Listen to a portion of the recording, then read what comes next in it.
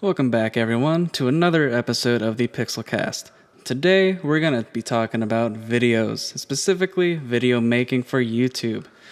Today's guest, I have Mr. Toxodentrail and Mr. Jarrod Grgic.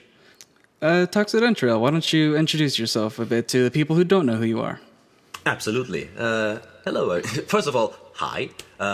This is my first podcast, so to explain myself briefly, I am the guy who does animated covers, and the name is exactly as the name implies. It's covers but with animation. It's a thing that I've been doing for nearly a year now, almost, I think.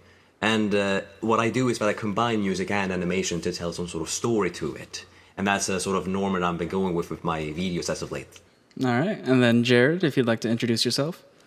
Well, if you want a full description, that's in the previous episode. But yeah, I do. I'm a guy in that place that likes to, all the creatures that likes to kill everyone every day. But I do metal covers mainly, and then some other covers like acoustic and sort of lighter metal covers, but mainly metal. Like what do we call it? Like classic metal, I guess you could call it now, like 80s sort of new wave of heavy metal sort of era metal, that sort of thing. Yeah, I did get that sort of impression from the Rayman track you did with Subversive Acid. It's like, whoosh. That's some really 80s style metal. Yeah. Did you hear that? It's all the core game one. You see, that's the thing. Well, of course, yes. All right, so Toxo, you mentioned that you do animated covers. So what kind of inspired you to do animated covers instead of just, say, recording you playing the instrument? To put myself briefly, but it happened actually a bit, I'd say February last year, when I was asking my friend Sound on Music for what sort of software he uses for his videos, because I was looking for a program that recorded multiple videos instead of just the regular Windows Movie Maker, which thank God I don't use anymore because we're limited. So he gave me this tip on this one program called Magix, and it's think like Sony Vegas, but it's kind of not. So you could do more than just sort of multiple videos. You could do like color correction. You could also do all kinds of stuff for it. Now this is important because at the part I didn't really think about it. I didn't think about animations because this was something that I haven't done since like many years, like 10 years ago. So as soon as I started to play around with Magix a bit more, I started to realize that, hang on, it has a sort of a timeline that you can work on or whatever, kind of like animation. And it was at that point where I was like, got it. Which I sort of experimented with a little bit before I started to do animated covers, like with Okami and, for example, Jack Rabbit. But those were more like experiments with where the sort of animation was sort of an afterthought. But now it's become like this huge focus that it's become like, okay, now I'm pretty much going to stop doing like recording in front of a camera altogether, because this actually is good for me because it helps me to work on both music and art, which is something that I've been struggling for a long time. And now I found the right balance to do it. Right. And like, how long would you say it takes you to do, like, to fully animate a cover? I'll take my Majora's Mask as an example, because that was the recent one. That took me like a little over 2 weeks, because there was the arranging process, and also the I also had to come up with like a storyboard for something. But it all, again, everything really depends on from the storyboard. Like if I have an idea that I can draw all these characters and all the scenarios quick as possible, because that's why things like Snowbell City from Pokemon went so well, because I already knew what I wanted to do from the beginning, so that made it easier for me. So it can take me like 2 weeks. I used to do 1 week, but that was because I combined it with me recording in front of a camera. So I started to do full animation 100% now. So it's taking a little bit more longer than just 1 week. So no weekly covers for me, I'm afraid. And then, Jarrod, one thing that you've brought up before in the past that I just really got to ask, like, so you record your video and the audio at the same time, and I just got to ask, why do you do that instead of just recording audio first and then doing the miming second? Well, there's a few reasons. One is I'm stubborn. That's the main thing. The other one is it's probably actually because the first few covers I did it with the help of my uncle at his home studio, basically. And to be honest, those covers weren't as good, only because I wasn't as experienced with the recording process. But because I wanted to record video with that, and both of us figured, well, the best way to do that would be to set up an iPad. He used his iPad to record go figure. To record the video while I was playing, to record the performance while I was playing. And that also added the whole thing of like, get it right on the video, as like, get it right in the recording, and then you get it right on the video. So then you don't have to go back and, I mean, granted, going through and miming would technically be easier because you can just edit around the mistakes. But I just prefer being able to. I just feel better about myself if I do it actually both at the same time, because I just feel it's a more accomplishing thing, right? If I can do both the video and audio.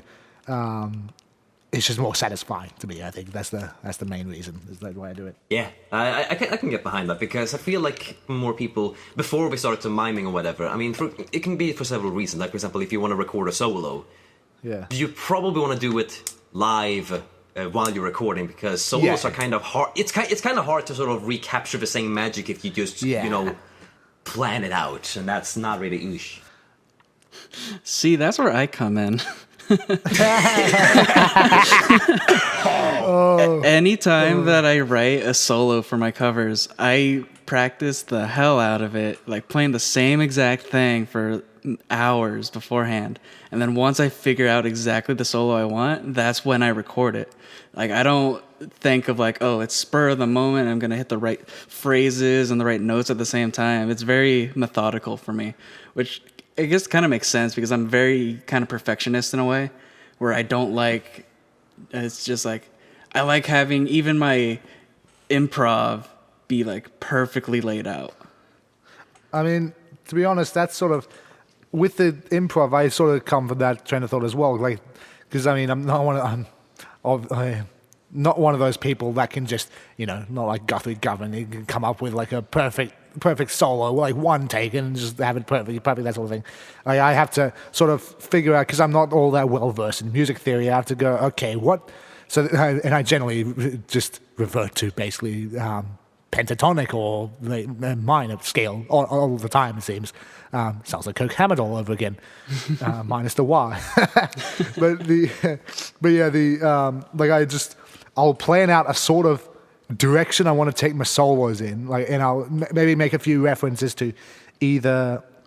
In some cases, I've made references, I think, to other video game songs. Like in my Victory Road cover, I did a reference to actually an unused track that's in Pokemon Yellow. I did a reference to in the solo, but generally, you'll be like, there's some references to other songs, like in my Singing Mountain cover, I did a reference to sort of mainly Gilmore style things and that sort of thing, and like, what is it, Shining You Crazy Diamond, a part of the solo in there. But that's, to me, it's all sort of methodically worked out as well.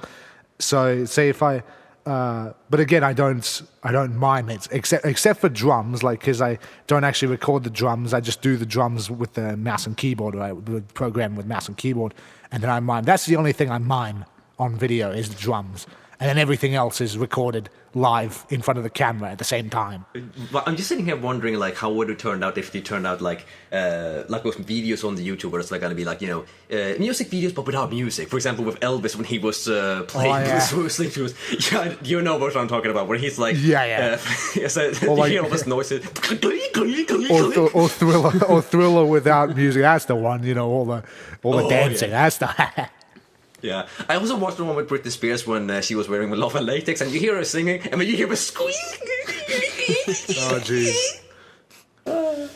It just reminds me of all the times you're watching like TV or a movie, and you'll see like a guitar player or a keyboardist playing, but if you know what they're actually playing, it's like, that's not correct, like, at all. It's like, that's a horrible mind job. That is horrible. I know that too. I had this sort of feeling when I was watching Corpse Bride, for example, and I watch certain scenes when they, since piano is a very huge, important part in the movie, they're of course playing a lot of piano for that one. But when I watched them playing the keys, and I'm like, that's not C major, that's diminished notes. What?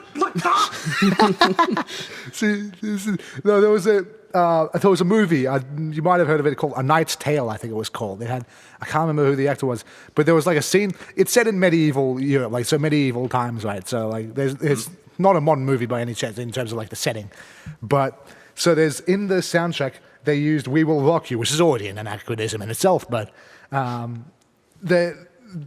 one of the scenes, like the jousting scene or whatever, and then they had the.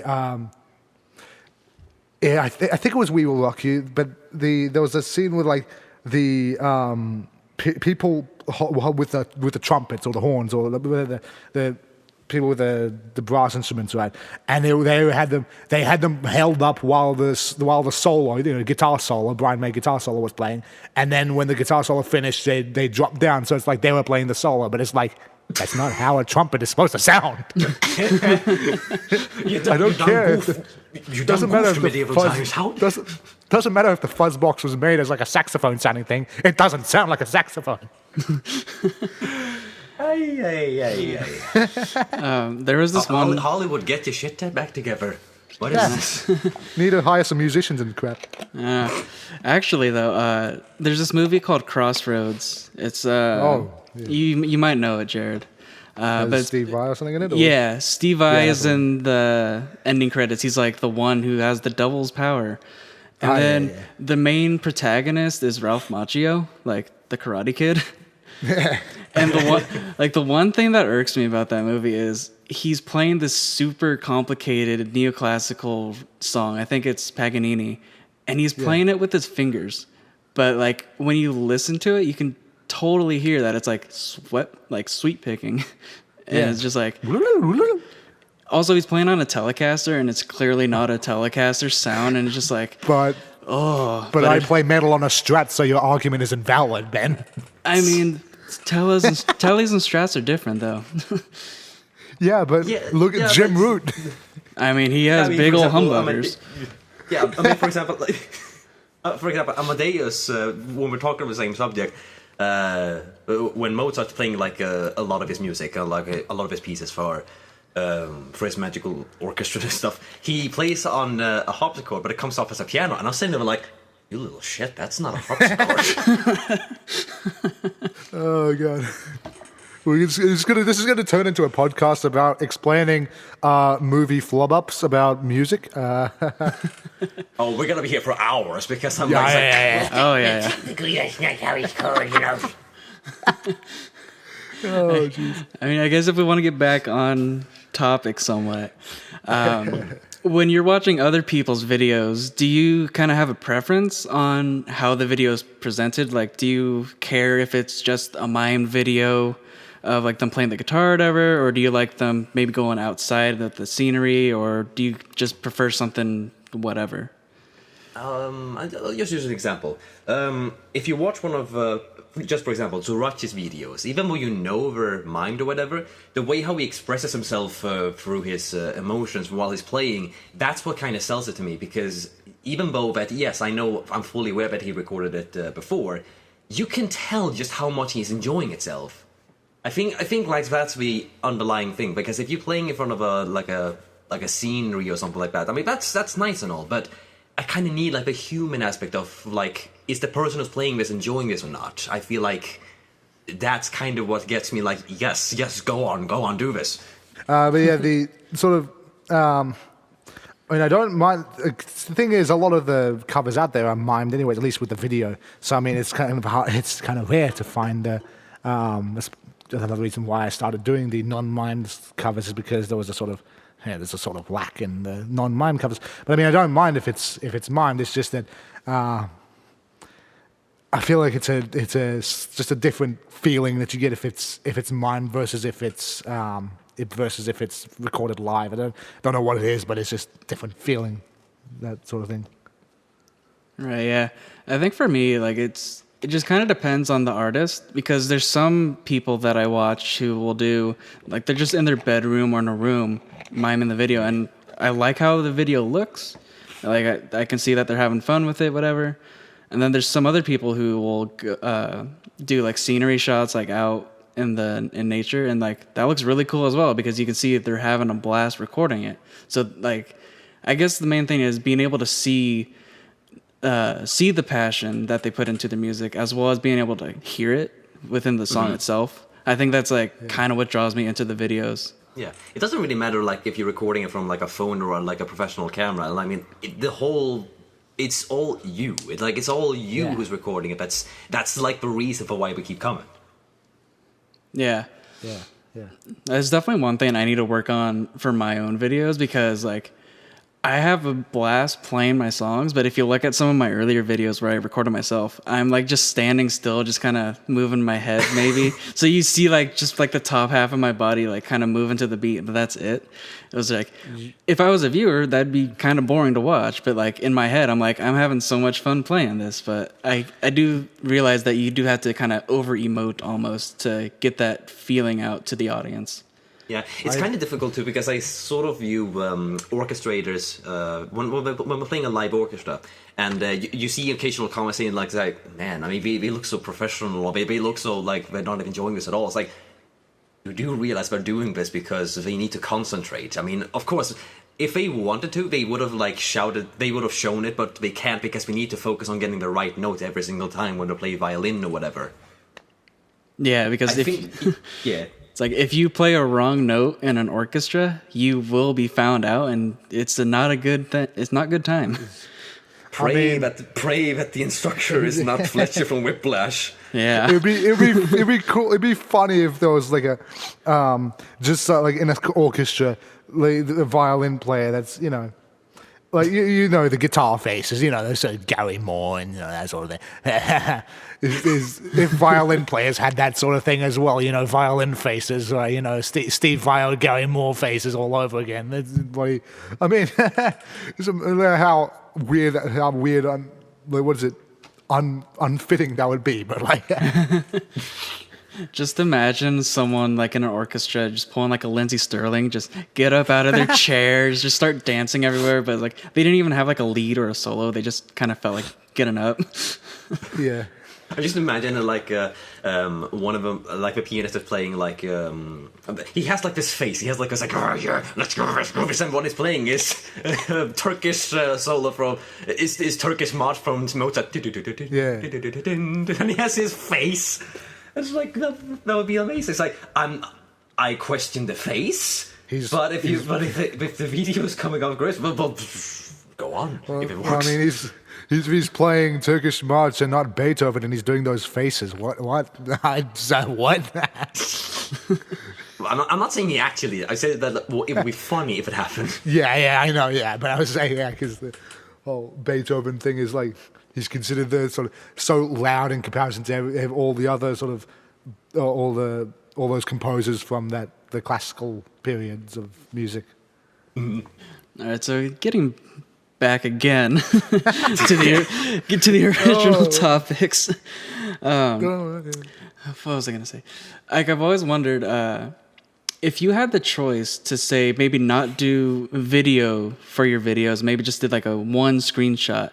Would you take that and being able to put out more music more often? Or do you think the videos are like what make your videos, what you want them to be? To be perfectly honest, I would say that videos are kind of the reason. This is YouTube. I mean, if I wanted to upload something that was just music, I would probably use SoundCloud or something like that. When that's the reason for why you want to upload to SoundCloud, because it's about the music. With with YouTube, it's a little bit more to me like, now I need to do something a bit more better than that, because if you want to gain the audience attention, they need to watch something. And I constantly have people asking me before I start to do animations when they say like, why should I watch the video if I could just listen to it or whatever? Mm-hmm. And well, now. That's kind of a reason for me. I need to give them a reason for why we should watch it rather than just listen to it. Because if I wanted them to listen to it, then we just go to Spotify or go to all these other websites that actually have those things that requires your needs. Well, I mean, that sort of thing is like the reason why you'd want to watch a video is if it complements the music, and that's that's the sort of thing I can tell that you're aiming for, in your videos, you're wanting it to complement the music. I mean, you look at like say take Pink Floyd, their live shows. I mean, oh boy, they're all there, extravagant live, that sort of thing. Like, it all complements the music. That's the thing. That's why you'd want to go to a Pink Floyd show, not to listen to Pink Floyd, but to experience Pink Floyd. That's the difference. So that's yes, exactly. Yeah, definitely agree there. Although I don't do that in practice. Like if you watch my last videos, it's a picture with like an audio waveform just doing its thing. And I have noticed that those videos do tend to perform a little weaker overall, like after a month or so. So I'm curious, even if like my video, like my playing doesn't look entertaining, just the fact that it's video, makes it more entertaining for the audience, or if it just is a coincidence with the song choice, I think it is the former, where it's an experience to sort of watch, and it's kind of makes it what people want to come back. But making it just audio also actually can help as well. It depends also what sort of how the music performs also, which is if that's what you're aiming for. I mean, I'm not saying it's a bad thing, of course, if you want to do like just audio for videos, because I've seen videos that have done it really, really well, like Symphonic Orchestra, for example, who did all this orchestra music, but he only had like a still image, and that worked perfectly fine. That's just an example, of course. Yeah. Right. Yeah, there's this one channel. I can't think of the name off the top of my head, but he did a couple remixes of music from Shantae. And all it was just like a still image of like the character the theme song was from. But then he would use, I'm assuming something like Adobe After Effects. So, and it was all electronic music. So anytime like the kick and the snare hit, there was something on the screen that would react to it as well. So even that reminds me of one thing. Alejandro, like AH Music, when he released his new album, AH album, he did basically like a compilation of the tracks that he'd done before, and instead of just doing a waveform, he actually put in Ness, a character where a character from the game that he drew himself into the album, and then it would respond every single time whenever there's a high kick or whatever. So it's like the Ness. So Ness sort of like goes high. Yeah, so I think doing stuff like that is kind of like a good way to counteract if maybe you can't mime, like if you're strictly an electronic artist, or if you do a lot of programming and stuff like with VSTs, being able to use something like After Effects to just make one or two pictures just kind of pop out. I think that'll really help kind of retain the watch time that you have. I mean, that's why all those channels that have like the sort of audio waveform sort of thing, especially like the royalty-free music channels where they have all the the heavy bass end music, and every time the sub goes boom, that sort of thing. That's it reacts on the screen. That's the sort of thing that I think we were talking about there is with that sort of thing. I don't know where I'm going with this, but that sort of thing of the audio reacting to the video there. So where it's reacting to the audio that's going on or whatever. Yes. Yeah. I do actually. People have been saying like for this specific podcast that they wish there was like a like some type of way to see who's talking. So I may need to do some sort of After Effects thing with like a block highlighting the pictures and all that. So like good thing it's not like 5 people like in the last ones, because I feel like that would have been a hard time to distinguish. Yeah, like so I might try that with this one. We'll see. I mean, do you have After Effects to be able to do the sort of audio react stuff? Oh yeah, I have After Effects and all that. It's just I'm a lazy piece of shit. Fair enough. I mean, that's a pretty good reason. Yeah, that's a good reason. Yes. No, yeah, you could use that to sort of highlight who's talking. I guess if you said it right, probably do something like that. Yeah. So well, you'll find out, because if I'm talking and you see a little circle around me, hey, I did my job. hey, moving up in the world. I know. Yeah, so video making is definitely something we can't just stop talking about, but I do have to end the podcast now. The next video, I definitely want to get more people on because there's so many talented people in our community that do really cool video ideas. So be on the lookout for that for the next episodes, everybody. But with that, thank you all for joining me. Where can we find you, Mr. Jarrod? You can find me on my channel. It'll be in the description to save me having to spell it out again. But it'll be in the description, and you should find it on there. So yeah, and also have a Twitter account, some social media accounts as well, Twitter, DeviantArt, that sort of thing. And yeah, you should be able to find me on those, hopefully. All right, and then Mr. Toxodentrail. Well, for me, it's if you're looking for me through YouTube, and you can find me through youtube.com/Toxodentrail, unless you're finding me through every single time you click on the channel icon, and it takes me to user/old username. I'm not like, what the fuck, YouTube? But but other than YouTube, you can find me on DeviantArt, Twitter, Facebook, or any other social media. But I'm basically on all places, probably with the same username. So it's pretty easy to find me there. So if you want to watch me doing artwork or just doing music in general, you can find me on different other places. All right, I'll definitely put some links down in the bottom for everyone to check you guys out.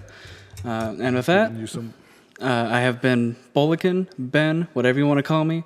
I'm on YouTube. Just search my name. I'm on Twitter @Bullicann. I do music shit too.